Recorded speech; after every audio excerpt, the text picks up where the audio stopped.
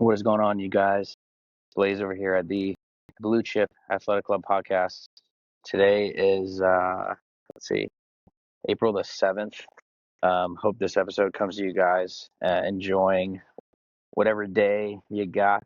I want to apologize in advance as I go through this episode. I am incredibly congested and kind of feel like ass, to be honest with you. I was like up coughing until really late last night, like one of those like where you're up until like midnight or 1 a.m. and not really sleeping. I felt bad. I'm keeping Chelsea up all day long, all night long, and then the dog didn't even want to lay with us and be around us. So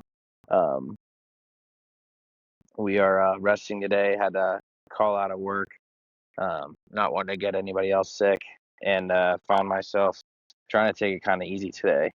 So again, if I cough or if I sound awful or you see me snagging some tea, that is why. All right, before we get into it, I want to thank all of our sponsors and partners and affiliates. I've been doing a bad job of this, so I'm trying to be better. First Form, where we do their greens, proteins, pretty much all of our supplements come from these guys. They're awesome.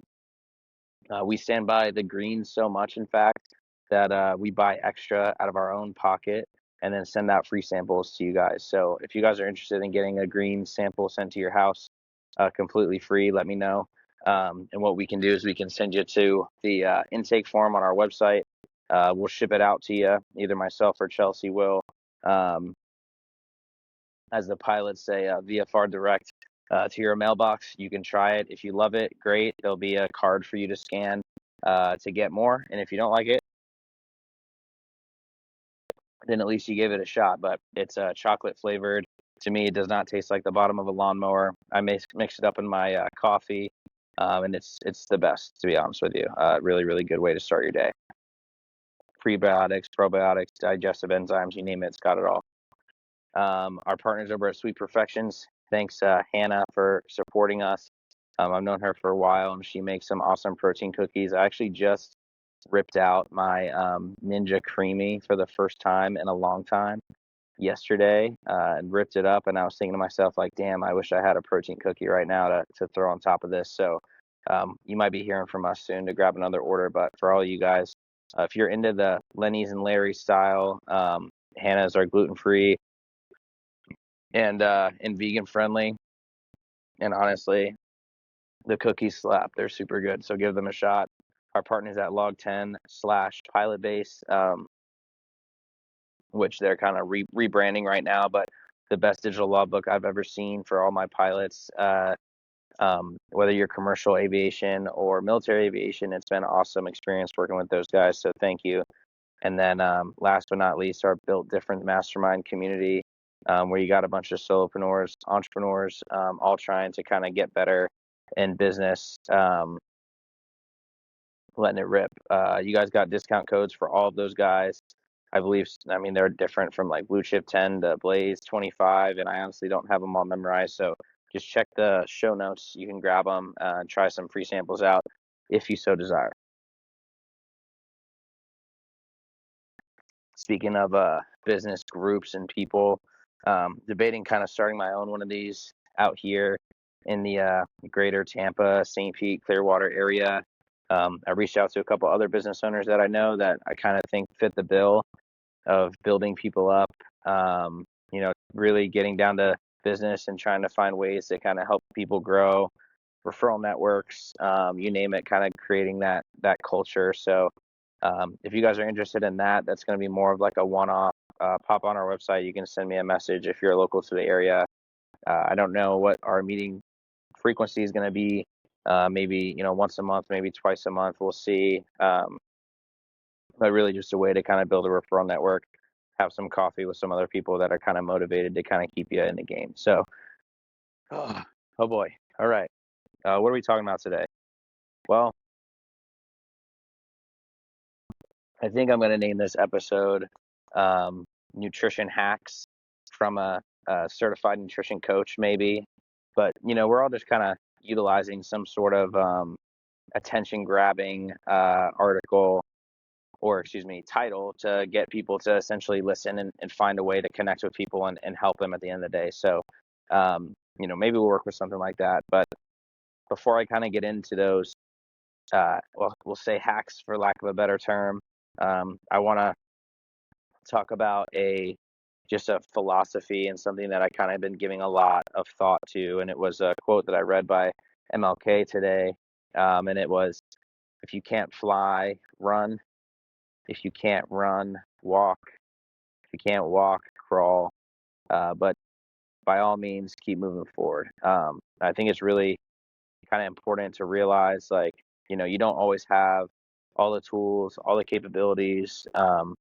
Maybe you're sitting here listening to this and it's you broke your leg and you're sitting there holed up in a hospital bed, and you're somebody who's a former athlete and you used to move and you used to jump and you used to do whatever. Don't necessarily know what you guys are going through, but at the end of the day, if you can find a way to just take a small step forward, if you're going through hell, to keep on going type of thing, I think is really important. So take that for what it's worth. Self today, in my sickness and lack of I guess ability to recover, I find myself just doing kind of what I can do to it didn't sound good after I didn't sleep for any time at all, was getting in the cold plunge at 4 a.m. after 3 hours of sleep. So I killed my morning alarm for my morning routine, and then kind of slept in and took advantage of the fact that my body probably needs it. And in regards to that, if whether you're listening to this and you're 16, 26, or 76 or 96, you never have more time in your life than you have right now. That's true for everybody. You can always be trying to improve your position. You can always be trying to find a way to make your life better.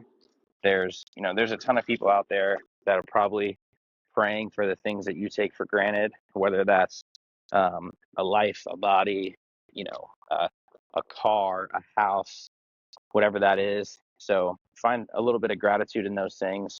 And then the other bit of advice I have is just remember that you got the most time that you're ever going to have right now. So, are you living your life to the fullest? Are you taking time to appreciate the people around you? Are you, finding the small moments where you can kind of appreciate the fact that, you're alive and breathing?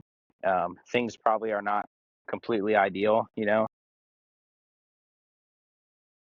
I can relate to that, just in life in general a lot of times, but you get kind of so worked up in all these things that you're looking to improve or help out. And I do it all the time too. So where you kind of lose track and lose focus of, like, hey, there's a lot to be thankful for, to be happy about, and to truly, enjoy. So take that for what it's worth.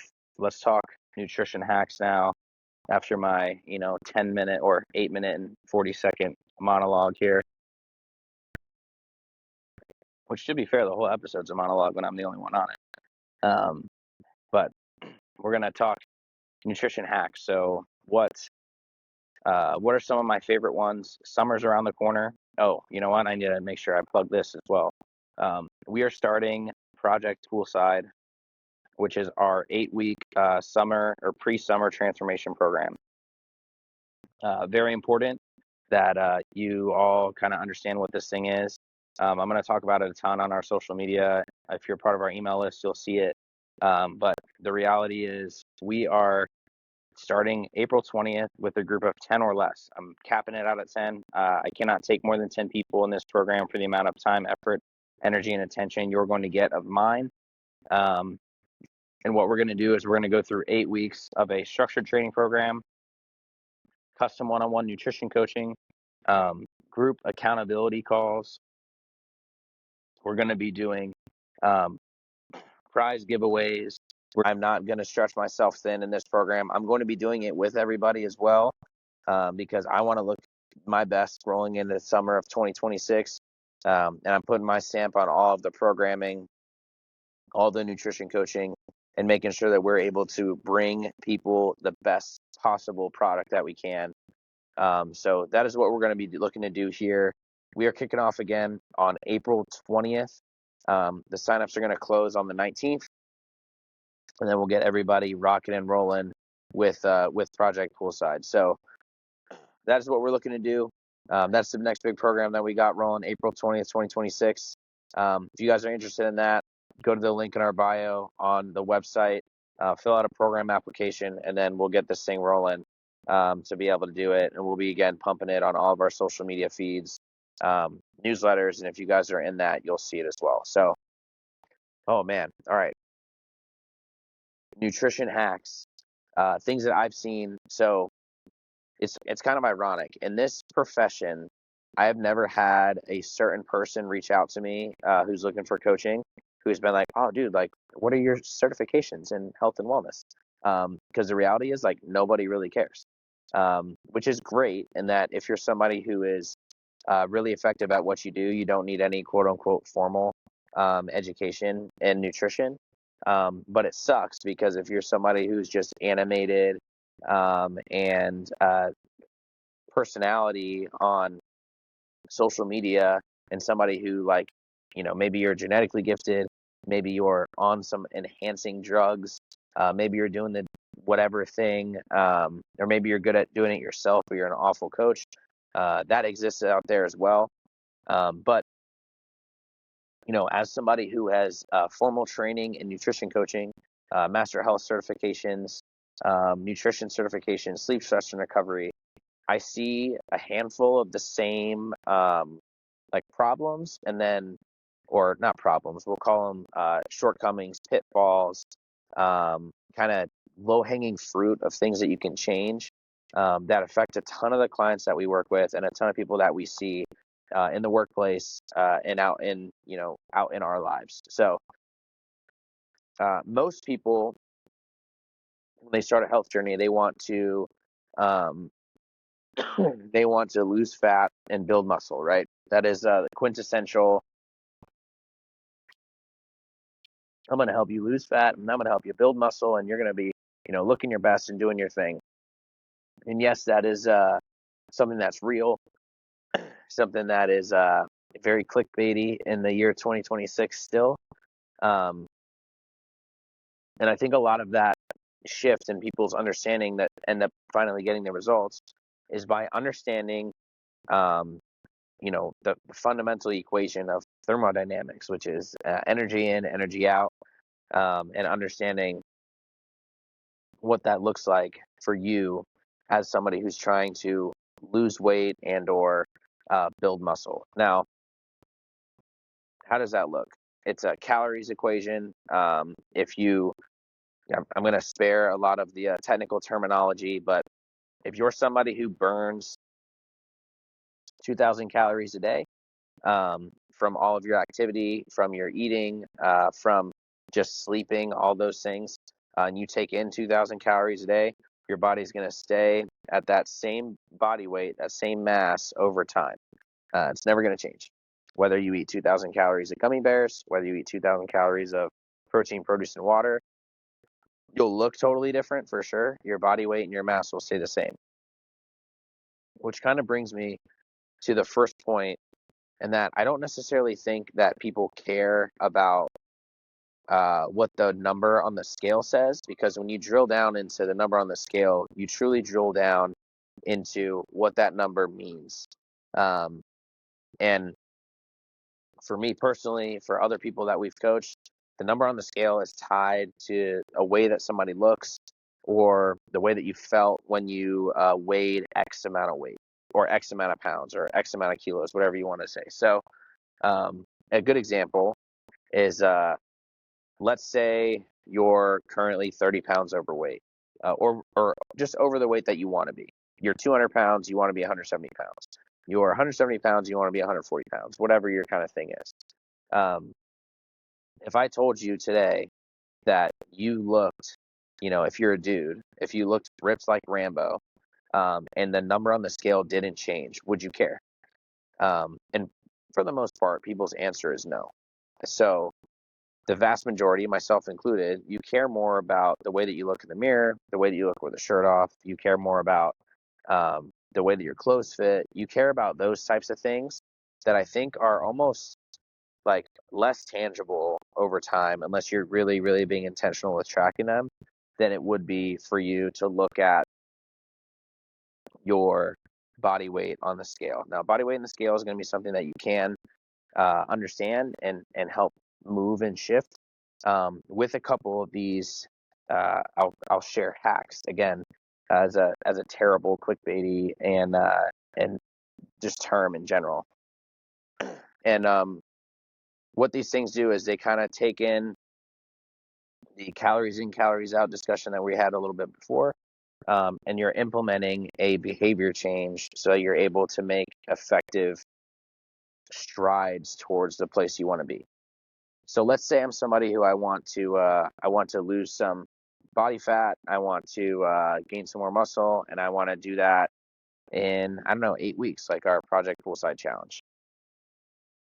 What is one way that I could do that? Well, a lot of times, nutrition coaches in our field in particular with similar certifications are going to recommend that you try and eat until you're 80% full. Some people will track macronutrients and they'll do it that way with tracking calories. I prefer to think of it as you're eating till you're 80% full. And if you don't know what that feels like, hack number one is eating until 80% full means that you should comfortably be able to go on a walk when you finish eating and not hurt.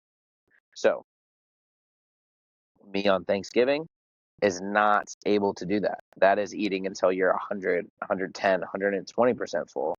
And typically that swing happens when you're trying to be somebody who puts on weight, puts on mass. You're actually going the opposite direction and you're trying to eat more and more and more. So if you're somebody who's trying to lose a little bit of weight, you're trying to burn some of that fat off, you're trying to change the way that you look, one of the tips that I think is easiest to do is just start implementing a 10, 15, 20-minute walk after a meal. If it's only dinner time, totally fine.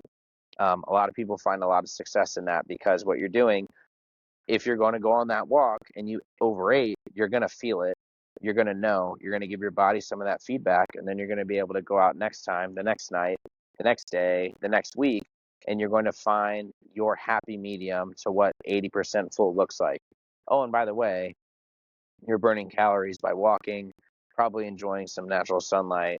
It's probably going to help your body in your general trajectory of health, if you will, by doing that over time. So that's hack number one. Eat till you're 80% full. Perform a short walk after dinner.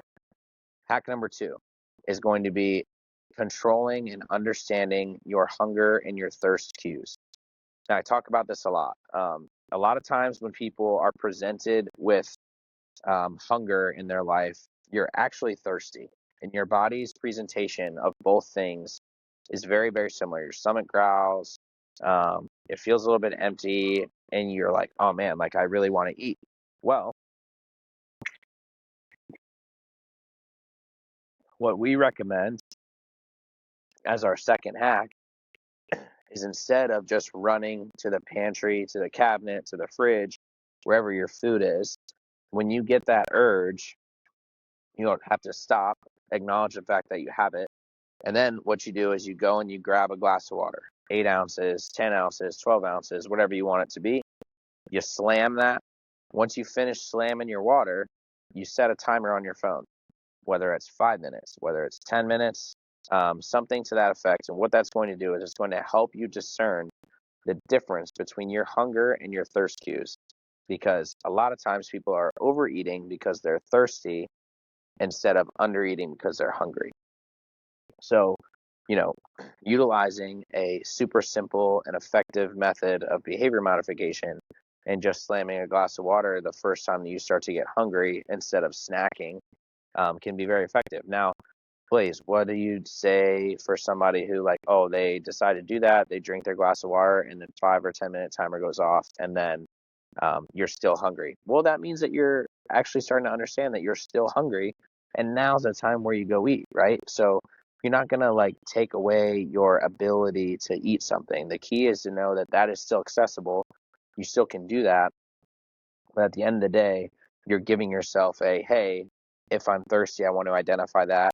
And now B, I'm hungry. So now let's move forward. Let's eat something. Let's now make the next step, which is going to be taking in those critical calories that are going to be important for you when you're training. So that's hack number 2. Quick recap. Hack number 1, go for a walk after your dinner time, 5 minutes, 10 minutes, help build some understanding of what 80% looks like. Hack number 2, drinking 8, 10, 12 ounces of water. Set a 5 or 10 minute timer. If at the end of that 5 or 10 minute timer you're still hungry, go eat. If not, you're understanding now that you're having a thirst cue and not a hunger cue. Hack number 3 that I really like is going to be a secondary, I guess, effect or something that you can do, whether you're starting to feel hungry and thirsty and you're craving some sort of flavor. There's some people that struggle that we work with in particular. They're like, I just don't want to drink plain water. You can do a couple of things that kind of help give you that flavor sensation without you going and running to a cookie or a bag of chips or whatever your thing becomes. And that is gum and some sort of flavored seltzer. So whether you like Aha's or LaCroix or whatever your thing kind of becomes, I think those are also a super, super effective tool for people that are looking to kind of understand a little bit more the difference between their hunger and thirst, and also be able to make some progress in their health and wellness as we're getting up towards summertime. So let's say, hey, you're like, oh man, like I'm kind of hungry. I'm craving something X, sweets, whatever the case is. You can find some low calorie, 0 calorie option. And for me, I found that that's gum and that's a seltzer. And I'll slam one of those. And then again, I'll do the same thing. I'll wait a little bit. Am I still hungry? Am I not? Oh, did that hold me over for 2 hours until dinner time? So when then I can eat and I'm controlling my caloric intake that way. So that's another, I'll say, quick hack that you can utilize. So you're trying to direct your health in the right direction. Again, summer is right around the corner. There's a lot of people in the next couple of weeks that are going to have to start making some amount of change before you end up just popping over in summertime and you start feeling your best and you're ready to pop the top when you're sitting there at the pool or whatever your thing becomes. So, how do you come? Oh boy, windy out here. How do you come at that and how do you find and attack that is going to kind of come down to you. What is your unique approach and things that you can kind of do for yourself? We've also seen a bunch of success in meal timing, where people are. I'll give you an extra. Let's do some more hacks. Why not? We'll stop it at 3. We'll give you 4 or 5. Meal timing is another big one. So let's say you're like me and you sit down and eat and you're like, oh man, like I'm gonna just scarf this food down and I've got to go run to this appointment, this call, this meeting, whatever your thing becomes. Your body in general takes time for food to pass through the digestive system and for your hunger cues to go away. So if you're somebody who is taking a longer time to eat, you're typically going to end up eating less because that food is then reaching those critical parts of the digestive system, which is turning off your satiety. It's turning off your desire to eat more food. And conversely, if you're somebody who slams a ton of food, you're going to be hungry, and then all of a sudden you're going to be hit wham with that full feeling like how you get on Thanksgiving. So if you're looking to find a way to control your calories in, i.e. try to lose weight and try and do that thing, you can do that by trying to set, whether that's a meal timer or whether that's just trying to control the amount of time it takes for you to finish a plate. We've seen it where people utilize slightly smaller plates, and then right between like first and second portions, you can set a timer and then let that rip. There's a ton of different ways that you can kind of skin the cat, but at the end of the day, you're looking for a longer time spent eating dinner or whatever meal you kind of want. Just dinner is the first thing that pops into my brain, so that you're able to then let your body understand what's going on. And a lot of this is like, personal curiosity. You're gonna have to like ask yourself the question like, how hungry am I? Scale of 1 to 10. Oh, if you decide to combine a couple of these things, you can have a slightly longer meal and then go for a walk at the end, and you'd be like, oh man, like now I'm eating to 80%. I'm letting my digestive system not get this huge tax on it right away. I'm more metabolically efficient. And oh, by the way, now when I go for this walk, I know that I'm eating until I'm 80% full, vice eating until I'm over full, over bloated, and then I feel like a bag of dicks, because that definitely happens too. So longer meals, finding ways to have a longer meal is another really, really effective way that you can start to kind of create the margin in your day to day, so that you're finally finding a sustainable method for you to eat less, and start to kind of hit those summer goals a little bit sooner.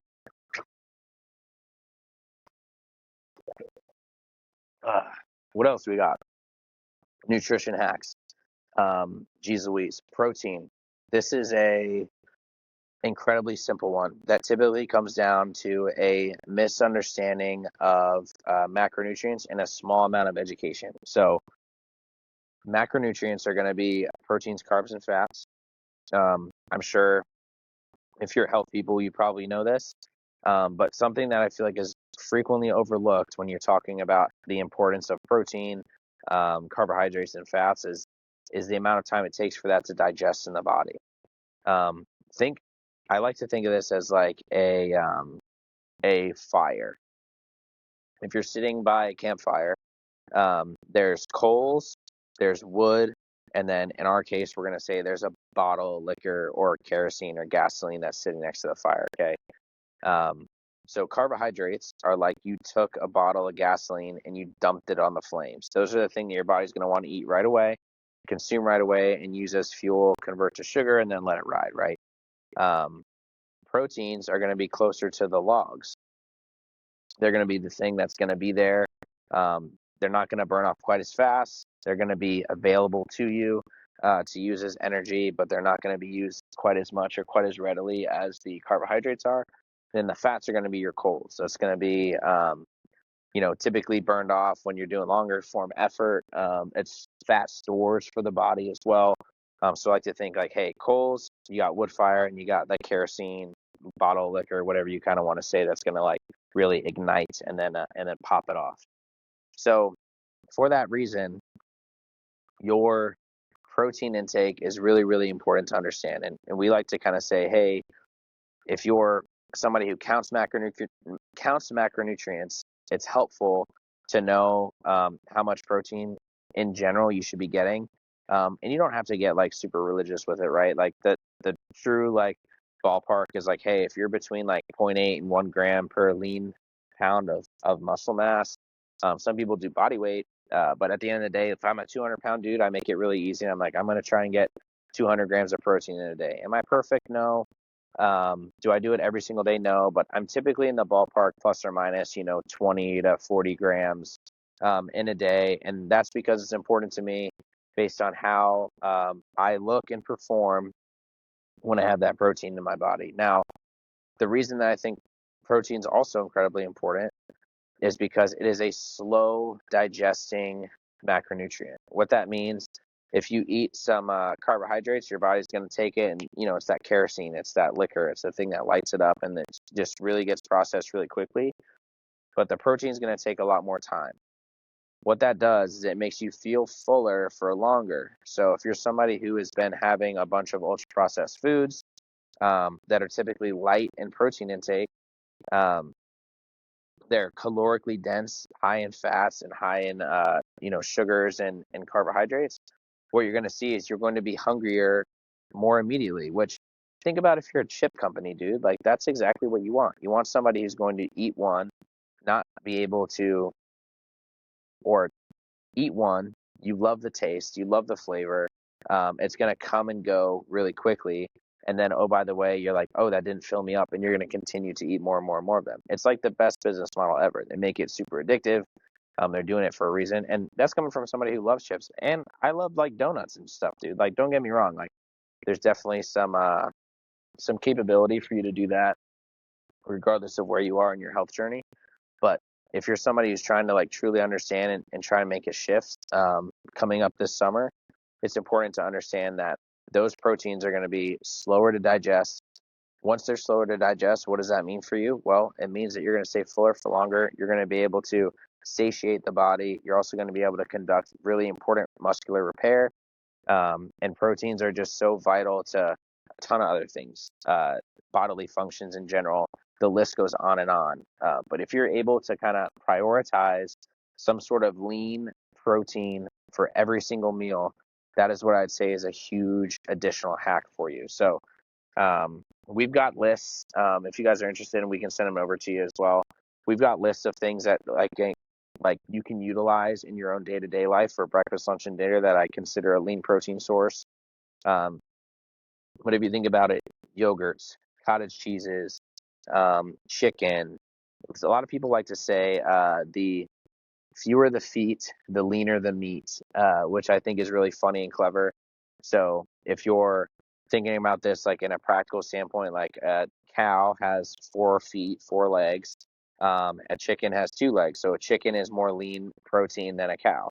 And then a fish has no legs, so it's even more of a lean protein, or shrimp or whatever. So the way that you break that down into what your lean protein sources are, um, from species to species, and obviously there's some that are um, vegetarian friendly, beans, legumes. There's all these other types of avenues that you can take. Tofu, um, typically not the way that I'm attacking my own nutrition, because I just know the benefit of having the animal um, from just a macronutrient bang for your buck. But if that's the way that you decide to live your life, no judgment here. If you can make it happen and make it work, you've got to find a way to get it done. So that's what I'm going to leave you guys with. That's our our nutrition hacks as we're getting closer to summer of 2026. Um, Remember, the at the end of the day, a little bit of education goes a long way. If you're able to take some of the things that we're utilizing and you implement them, and you find success with it, great. Share it with a friend. Share the episode with a friend if you think that it may help them out. We really like to take nutrition and break it down into behavior modification, break it down into lifestyle shifts, because I don't ever want to be the person that's weighing food with a food scale all day, or eating chicken and rice over and over again until you're blue in the face, because that's no fun for anybody. So again, continue to try and take that one extra step. Find ways that you can understand hunger and thirst cues. Keep moving your body.